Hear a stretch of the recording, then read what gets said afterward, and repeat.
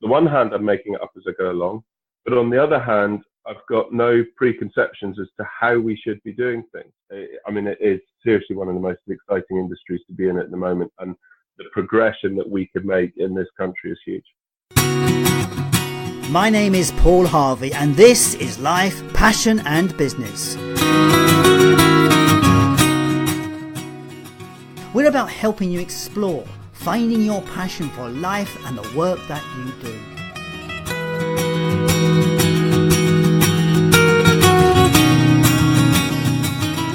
But it's so much more than that. It's about finding clues to the big life questions. What does it mean to be successful? What is the meaning of life?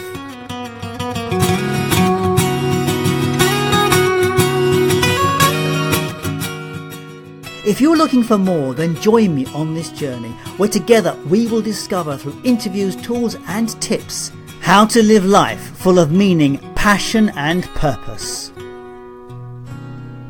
Hello and welcome to Life, Passion and Business. My guest on today's programme is Jock Gibson, and he is a farmer and butcher from Dallas. That's Dallas Forest in the northeast of Scotland, my hometown.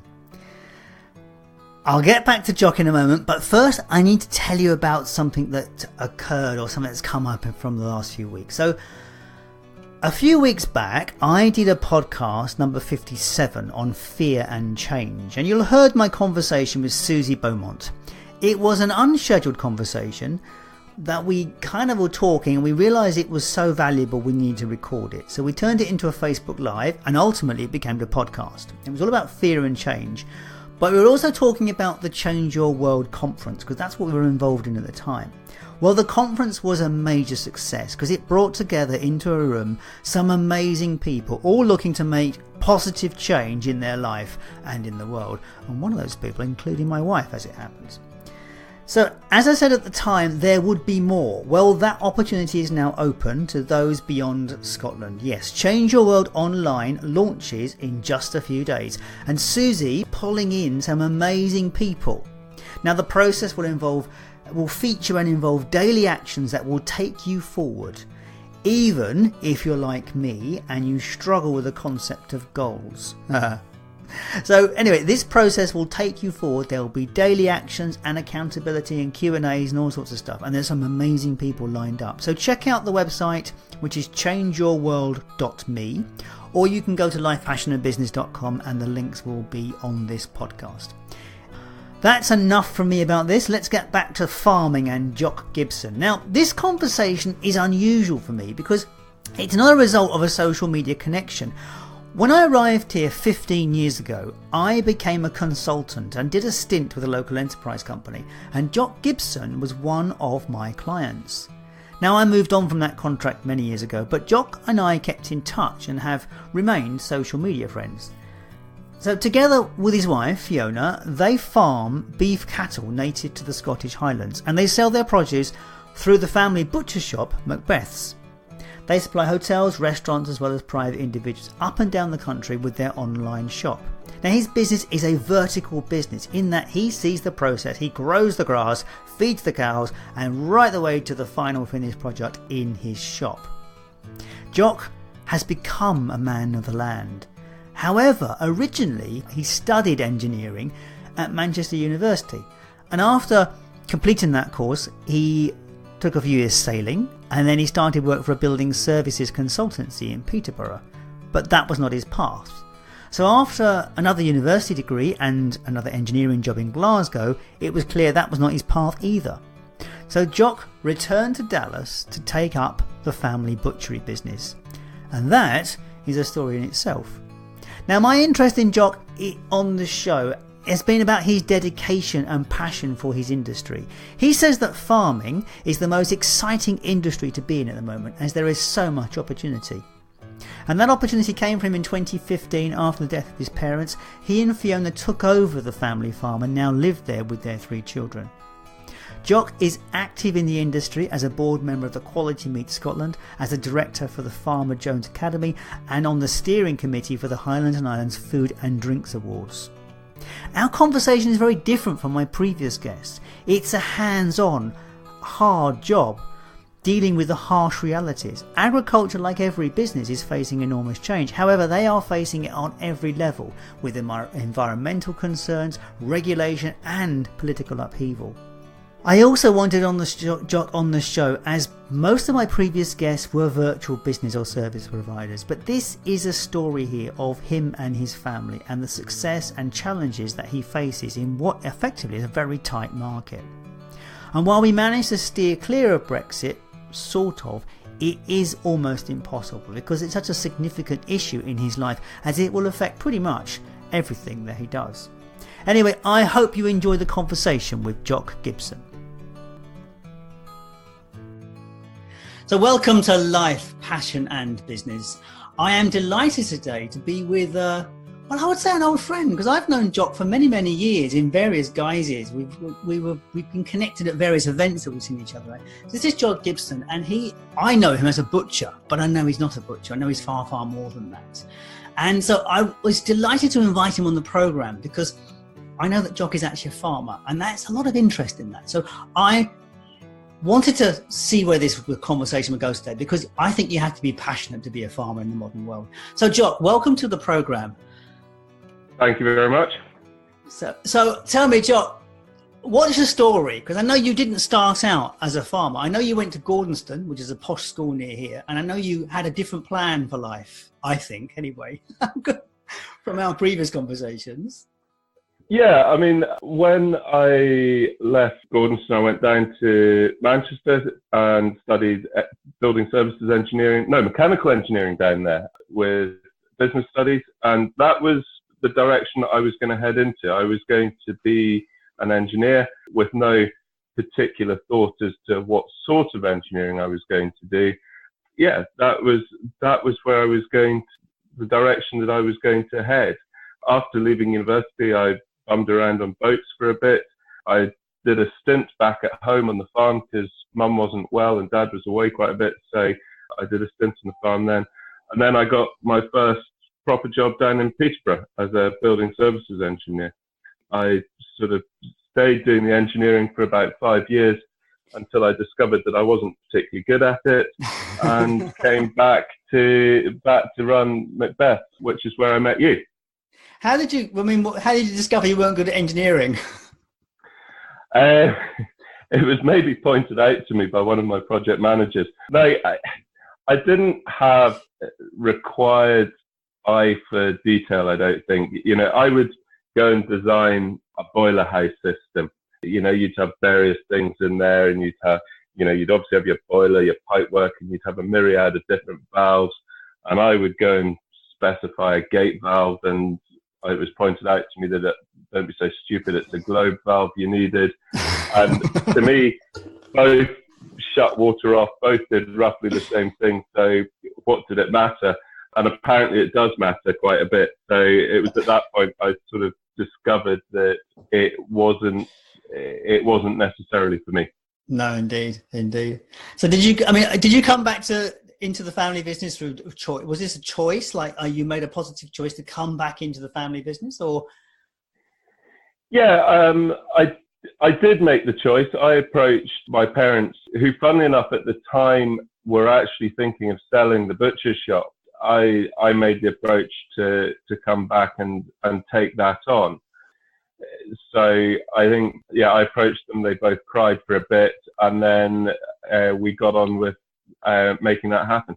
Was that the joy of tears of coming back, or no, it was tears of pain. I think from their point of view, they bought a business in the mid-80s, lived and breathed it, 30 odd years, and actually wanted to move on. They'd made the decision to move on from it.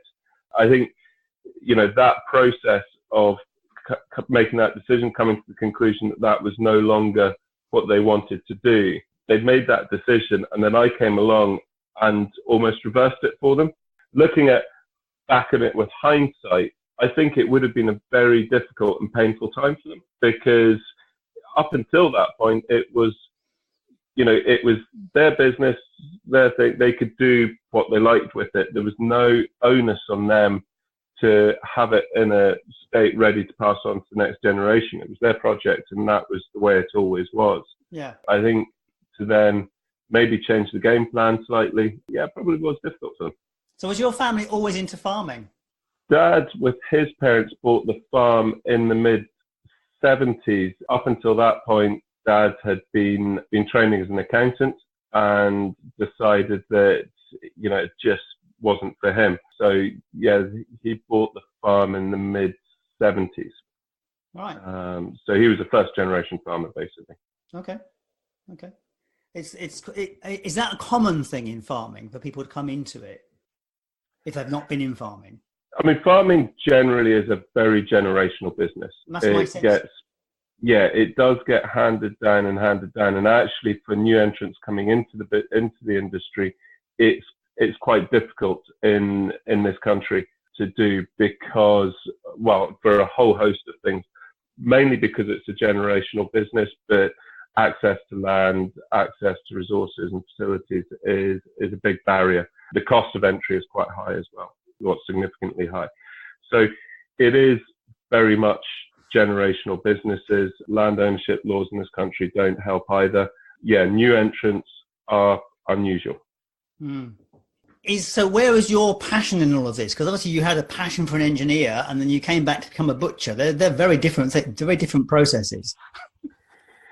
I guess the common thing is starting with something and seeing it right through to the end. Mm-hmm. So in the engineering, you would, in the particular line of engineering I was designing heating, ventilation, air conditioning systems for a building. And you'd start off with rough ideas. They would develop into plans that would eventually go to a contractor who would eventually build and install these things. Yeah. And at the end of the process, you'd end up with a building which people lived, worked, inhabited. And that's very satisfying. The same is true, and I get to see it now even more that we're up at the farm. The same is true with the farming and the butchery side of it. We start off with, and at the moment we're in the middle of calving, so we are bringing new life onto the farm, which we then care for and look after before taking it through to the butcher's shop and delivering a product to an end customer. So we get to see the whole process right the way through, which we're very privileged to see. And it's not, we're in a minority in the industry that get to do that. Yes, most people, I guess, most butcher shops are a wholesale or a retail operation from a wholesale purchase, I guess. Yes, and likewise on the farm side of it, you produce a product up to a point, and then you sell it on to the next person in the chain. I mean, you say in farming, you sell it wholesale and buy it retail, because you only take it to a point before somebody else processes it into another product, whether that be a steak in the case of a beef farm or Weetabix in the case of a cereal farm. Right. Yes, of course. I guess in this situation, this is very much a business process. That your success metrics are very much about results in the farm, I guess. Yeah, we have a number of what we call key performance indicators on the farm, and success is measured by those. Profitability is obviously one success factor, but there's a number of other factors that lead into that. And, that will be things like percentage of calves weaned. More and more we're looking at the amount of grass we can grow and utilize. That's another key success factor, which all filters down into the overall performance indicator, which is profitability at the end of the day. So where's the success factor for you? I mean, all right, I know we have these kind of sense that success is profitability and those bits and pieces, but there is a greater sense of self-satisfaction from something. What is that for you? So in my particular case, and I think particularly on the farm, when we inherited the farm nearly 4 years ago, something like that, the farm had been scaled back to a point which was manageable, but not necessarily profitable. At the time, my mother wasn't very well, so Dad had scaled back the operations to help look after Mum. When we inherited the farm in 2015, we'd inherited a situation where we had a working farm, we had all the equipment, we had some livestock, but we'd essentially inherited an unprofitable situation because we didn't have the raw material, if you like, to make the business profitable. Over the last 4 years, we have been building that up. And for me, the satisfaction has come from seeing how we've built it up, and we're not by no means there yet, but seeing how we've built it up, seeing the livestock that we have, and probably more importantly, the way in which we are changing the farming operation to be more thoughtful about how we interact with our environment.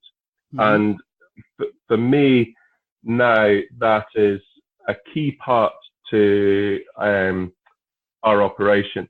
And you know, whilst I've grown up on the farm, inherited the farm and everything like that, I'm not a farmer by trade. I've got no specific training on that. So on the one hand, I'm making it up as I go along, but on the other hand, I've got no preconceptions as to how we should be doing things. Now, we've not radically changed anything, but so nips and tucks, we are changing the way in which we farm. We are determined to use a plough less, for example. We're determined to look after our grass better, and more importantly, our soil health better. And so the satisfaction from that is huge when you can see the little incremental changes that you're making having a real on the ground difference. And some changes we've made have had game-changing effects on the business. And that satisfaction on a professional but personal level is huge. Can you share one? Because it's a game-changing thing when you say that. That sounds exciting. It's like, and your face is lit up on that one. So it's like, what is a game changer for you? So last year we started.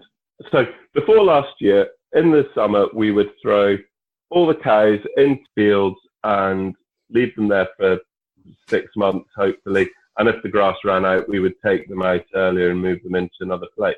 But we wouldn't do much more than that. Last year, we took a field, we split it up into 6 individual blocks. And instead of putting, say, 30 cattle into that one whole field, we stuck them into one block. And then after 3 days, we moved them into another block, and so on and so forth, until we've gone all the way around. And that process would take about 3 weeks to get all the way around.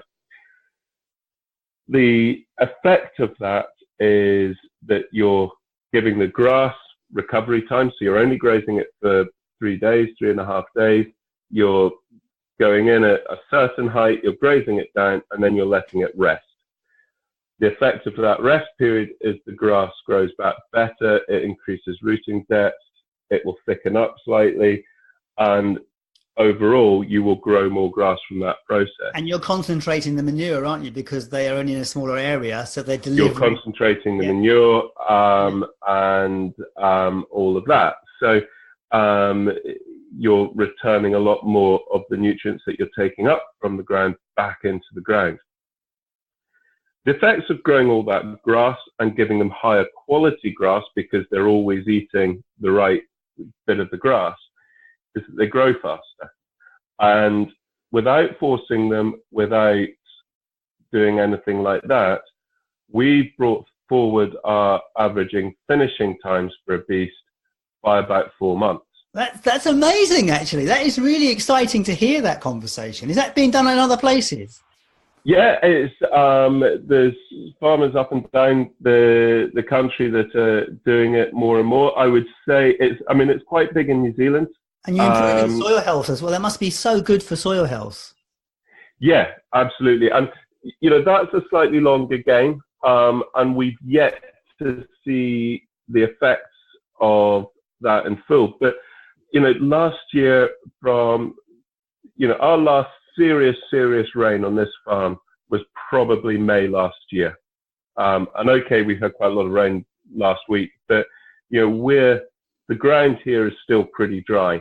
And after mid of June last year, grass just did not grow to anything like it would. But those beasts that we had in that rotation, we always managed to keep grass in front of them. We always managed to keep them growing, and we still brought their finishing time forward. And we by no means got that right. There was so much more we could do to improve what we did last year. Because we had, at one point, we had grass that was so high we just had to cut it, and at other times the grass was like a bowling green. So, on the amateur scale that we did it, we still had huge results from it. And looking at it this year, it was that ground that we had in rotation, it was the first grass to come back. So, the effects have been amazing. Do you know, I listen to a lot of podcasts, and you and I batted this conversation around a bit because this soil health is a really big thing for me. I'm really fascinated by this idea of revolutionizing farming. That's one of the reasons why I talk to you, really. So, but there's some evidence that in the 1500s there was more beef coming out of some areas of America than there is now. Yeah, because of the bison and everything else, and the topsoil when the settlers arrived was 40 feet. Yes. Yeah. And especially in America, I think, where you've got these huge, Mauritius-sized counties of fields where they are, just going monocropping after monocropping after monocropping. The damage that they have and are doing is huge. And to a certain extent, are we seeing it in this country? Yes, I think we probably are in some areas, but it's in terms of livestock numbers. Again, in the UK, the number of us, in Scotland, the number of us up the cow herd has been declining for about the last 10 years. I don't think we are producing any more beef now than we were 10, 20 years ago. And yet we're being absolutely hauled over the coals in the press for climate change implications, and that it's always increasing. And actually, I'm not sure that it is. And I think if you want to look at agriculture's impact on the environment and the climate to farm sustainably in the world, let alone the UK, livestock are going to have to be part of that answer. Yeah. Because we look at Scotland, and about 80% of the ground in Scotland is only suitable for farming ruminants. There's large swathes of Scotland where there's no way you could grow barley or wheat. Or if you could, you need to be asking the question whether you should. What are the levels of inputs that you need to put in to produce that crop?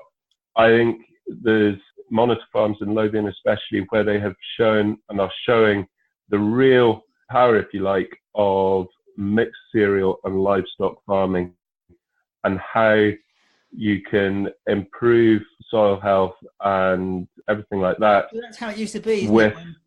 That's how it used to be when there used to be rotation, didn't there? Before fertilizers, there was a 4-year rotation. That was how it was done. Yes, absolutely. And you need that mixture of species, of livestock.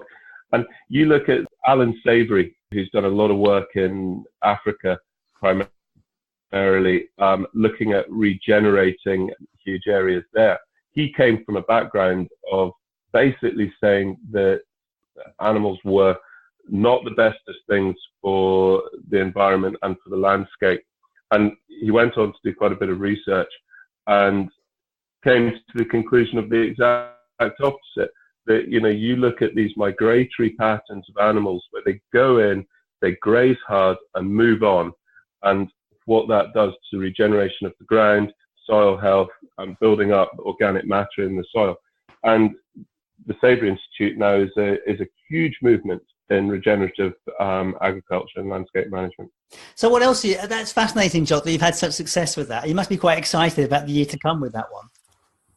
Yeah, I mean, it's hugely exciting for us in what we might be able to achieve, because it goes back to the situation that we inherited back in 2015, where we were sitting looking at a fixed land mass that we had direct control over, going, well, we actually need an output of this to make it profitable. How do we do it? And, you know, we had two options. One was to build vast amounts of sheds and intensively feed animals, which is not the way I particularly wanted to go. For me, I didn't think it was the right way to go, given our customer base at the end. The other option was, well, we've got to get more beasts finished off of grass. And so we were looking at how we can intensify how many animals we have on the ground without throwing bags and bags of nitrogen onto the ground, because that would be another way out of it, is just to throw more inputs onto the ground and do it that way. But, you know, again, is that what we should be doing? We could do it, but is it what we should be doing? And there's a cost implication in that one, I guess. Yeah, there is a cost implication, but, you know, it's not about stripping out cost for the sake of stripping out cost. It's finding the balance between what we can sustainably support on the ground versus what we can then also put into it. Now, I'm not necessarily going to go organic, which would be to strip out a heap of the inputs that we have. We might get there yet, to be fair, but that's not the immediate direction. But there is definitely a direction as to be more conscious of what we put into the ground versus what we take out of it, and trying to get a better balance at that end. Mm-hmm. So is this your passion? Is this where it is for you, the excitement of that sort of stuff? It probably is now. And, you know, I'm conscious of the fact that, you know, I've been at Macbeth's now for, I think it's about 12 years, and up at the farm for 4. So the farm is a bit like the new shiny toy that you have to play with. But equally, agriculture is one of the most exciting industries to be in at the moment. It doesn't matter whether you're into robotics or genetics, or you just want to play with big fancy machinery. There is a job for you in agriculture somewhere along the lines. The research that's going on is amazing. The new technology that is coming through is awesome.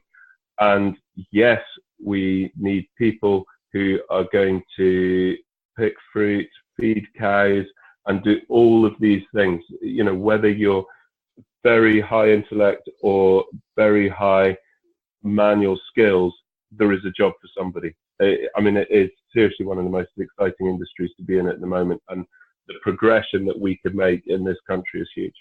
Is the money in it, though? I mean, like you say, there's jobs in it. Is it possible to pay people to do those jobs? That's the problem, isn't it? Yeah, and, you know, there is a wider societal debate to be had about that. Farming is obviously... The price of food. Food's too cheap. Yeah. And yes, the price of food is too cheap. You know, farming, as everybody is aware, is quite heavily subsidized. People argue that that subsidy is there to line the pockets of farmers. I would argue the subsidy is there to make food cheap for the consumers. But at the same time, as an industry, we do have an onus to look at how we are more efficient.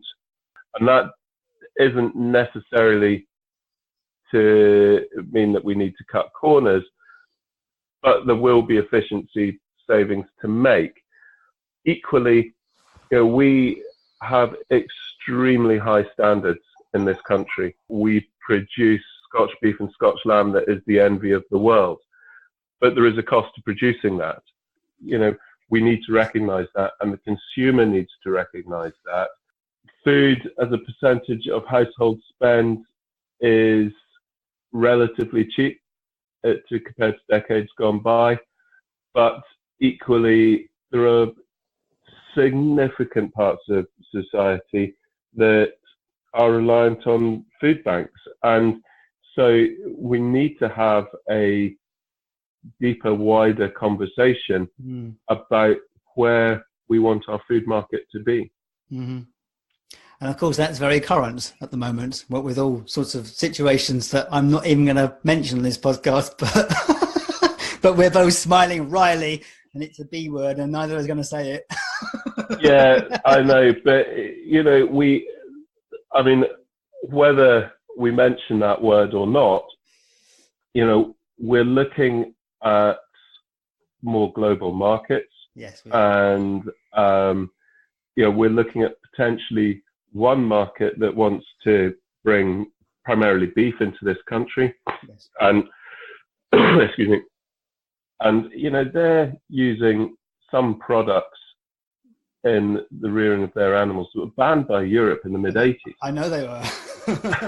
And I'm all for competition. I'm all for a diverse cost base for food for the consumer. I mean, not everybody can afford to eat grass-fed prime fillet steak every night of the week. It's a question whether you should, but equally, just because you can't afford that, should you be forced to eat a product that is produced to a less, I'm going to say less safe standard, but it's maybe not the right phrase, but to a lower standard of our own food production in this country. Well, and everyone, I think everyone knows that beef that's produced in certain parts of the world is questionable.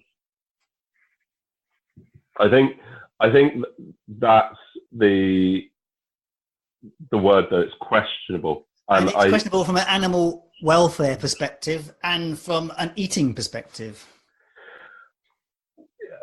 Certainly, I think we need to know more about it, because a lot of this is ramped up by the media. Certainly on face value, it's a much lower standard. The eating quality is an interesting one, because we constantly have it in this country within the farming press primarily. So, I mean, this maybe doesn't hit general consumers, but we have a grading system for all our carcasses, beef and pork and lamb, which it basically reports a price. So if you have a beast of a certain weight, carcass conformation, it will be given a grade and afforded a price. But there's no grading for quality in this country. America, Canada, New Zealand, Australia all have some indication of quality on their grading systems. And, you may have come across USDA beef, and, that is meant to be, that's their grading system, and they produce to an A1 standard, I think it is, and people absolutely rave about it. I'm not sure I would give you tuppence for it, but there are people that would say, oh, but American beef, it's so tender and it just melts in the mouth. That's fantastic, but there's no talk about how it's produced or other qualities like how it was fed. What does it taste of? More and more we are used to beef, lamb, and probably especially pork as being flavor carriers. So rather than eating it in its own right, you mix it up into a curry, or you have a sauce with it. You do all these things. You introduce another flavor rather than having a product that the flavors will speak for itself. Yeah, and that's quite common, isn't it? I mean, as a friend of mine always says that chicken doesn't taste like it used to when he was a kid because they're all, the chickens he ate were wild chickens off the farm. Yeah. And tasted of chicken. Whereas chicken you buy anywhere else doesn't taste of chicken. And he goes, but if you taste it, you'd probably hate it. Yeah. And, it's interesting. In the shop, for example, we sell two types of chicken. We sell a barnyard chicken and we sell a free-range chicken. And, okay, the breed of the chicken for the free-range bird is slightly different. Well, it's a lot different. It's a slower-growing bird. But it is a completely different product. And we see it even more with the turkeys that we sell. We have a barnyard turkey and we have a free-range, more traditional breed turkey. And again, the flavor profile is completely different. And yes, okay, one is more expensive than the other, but it's a completely different product. And no, I would argue you need both because you have a variety of household budgets and, so you need both products because you need to be able to provide food for people at different stages of the economic scale. Yeah. The common thing with all those products is they are all produced to a same high standard. Now, we can argue day and night as to whether a chicken should be in a shed or it should be outside. And, there'll be lots of different thoughts on that. But at the end of the day, so long as it is a safe product produced to very high welfare standards, there's room for both. Mm. So moving on to your kind of success moving forward, what's success in the future for you? Success in the future for me is based around two things: stable family, stable business, and both lead into one another. We are at the moment in a position where we are running like fury, spinning lots of plates, but with 3 children growing up. On the one hand, the children are extremely lucky in that they are growing up in a wonderful environment, in a fantastic community, but equally their parents are run ragged and probably don't spend as much time with them as they would like, or the parents would like. So, going forward, success will be a happy, stable family with stable business. That's not to say that we won't be busy, but it's just a case of making sure that we're enjoying what we're doing and making time for each other. Yeah, very valid indeed. So it's not hugely more complicated than that. I think that is the goal. And at the moment, everything is full of compromises because we're having to change the businesses very rapidly in a period of very great change and uncertainty. And, so that is, that does play into it. But, as the kids grow up and, develop into young people, we want to be able to spend the time with them to do that. Do you have a vision of them coming into the business, into the farm? Do you know what? If they would like to, that would be brilliant. If they want to go and do something completely different, that's equally good too. I have a friend who would be extremely disappointed if one of his children didn't come into the business, and he keeps saying to me, "Oh, you'd be gutted if that didn't happen." But I really, really wouldn't. If I hope that they grow up to be independent thinkers and people that will make their own life choices, hopefully sensible ones. And if that involves them coming back to the business, then that would be fantastic. Yeah. If they want to go and be brain surgeons or plumbers or whatever it might be, that's good too. See, we talk about on this podcast quite a lot about the success model, because when I grew up, there was a success model that was accepted. And the success model was you study hard, you get exams, you go to college or university, you get a good job, you find a partner, you settle down, you get a house, you get a car, then you retire. And that was the success model my parents were sold, and that was the model that I was sold. And modern people now don't have this success model now because it doesn't work anymore. It's broken. And it's quite interesting to talk to people about different models and different processes. And yours is actually closer to the traditional success model. So do you ever see yourself retiring? Oh God, yes. Yeah, I mean, yeah, absolutely. Well, retiring's maybe not the right word. Making time for doing the things that I enjoy doing, as long as I'm fit and able to do it. Oh God, so, we have to know what they are. Well, it may be that when I get to 85, which will be the retirement age by the time I get there, you know, I'm still fit and able to farm in the small way that we do, and that I'm enjoying it. Yes. Now, it might be that there's a way of taking out a lot more of the gnaws and the grind that I don't enjoy doing, which means you can just spend more time doing the enjoyment stuff. Retirement for me is a funny word, A, because it's so far away in theory, and B, you know, retirement to me means you stop doing something, and I would rather see it as maybe changing what I do. And I would like to be in a position where we are freer to do the things that we want to do rather than doing things that we have to do. And there's going to be a mix of both of those things. I think the retirement model has changed, because whenever the retirement was you stopped years ago, but nowadays I think retirement means you change career, you do something else. That's what I think most modern retire. They just take on something, another project. Yeah. Why they're able.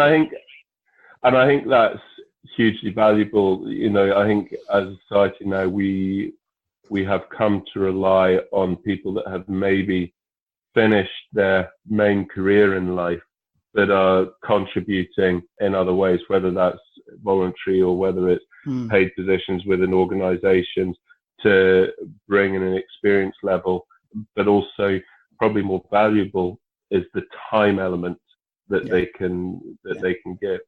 And you know, that for me as well, that time might be to help the kids do what they want to do.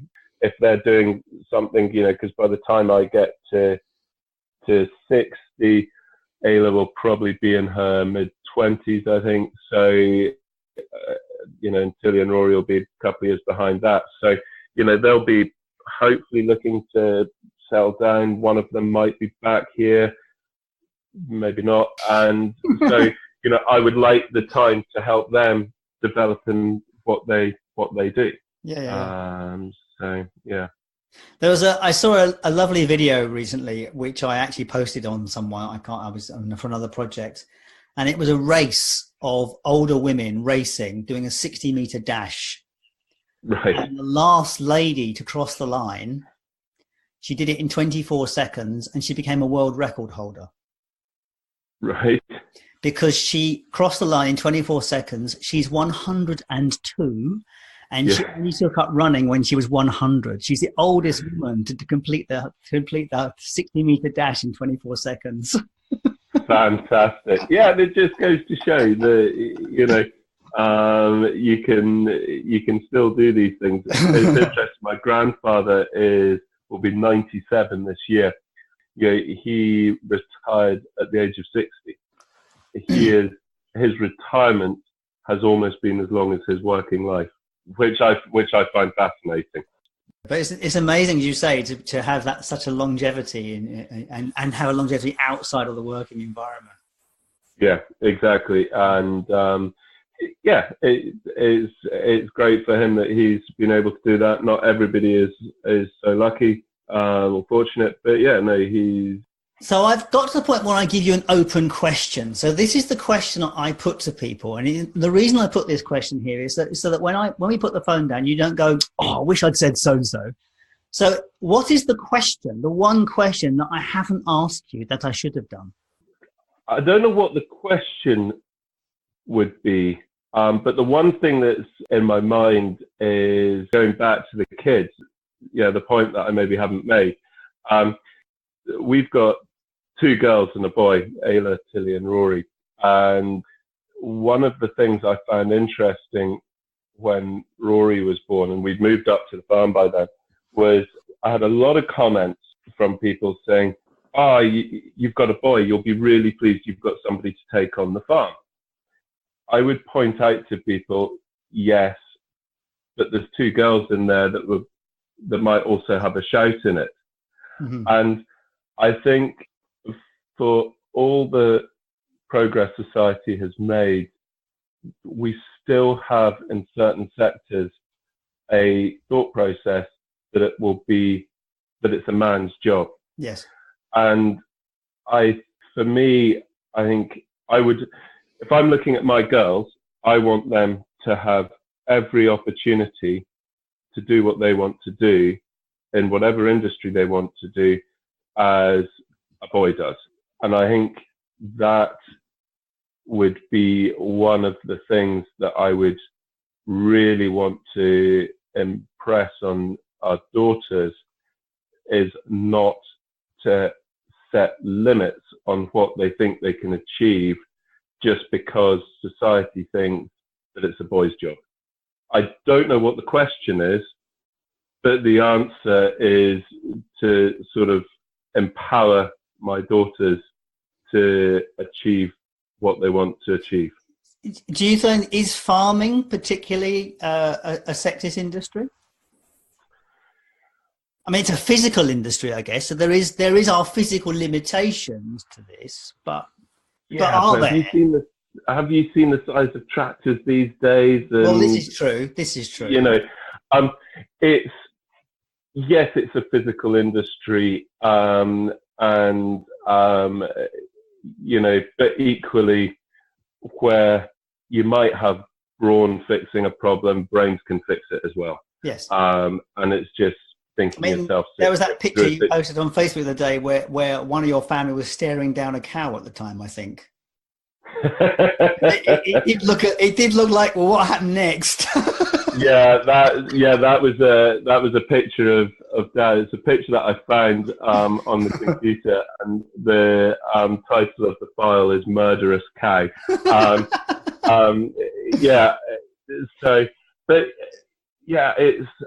Is the industry sexist? I'm probably the wrong person to ask that, because I'm not on the receiving end of any sexism. But is there a prejudice against women doing certain jobs in the industry? Yeah, I would have thought so. So, and it is still very much a male-dominated. There are industries that are bastions of it. I guess the oil industry is probably the same on some level, and a lot of these heavy industries historically, where they come from that place, probably. Yeah, absolutely.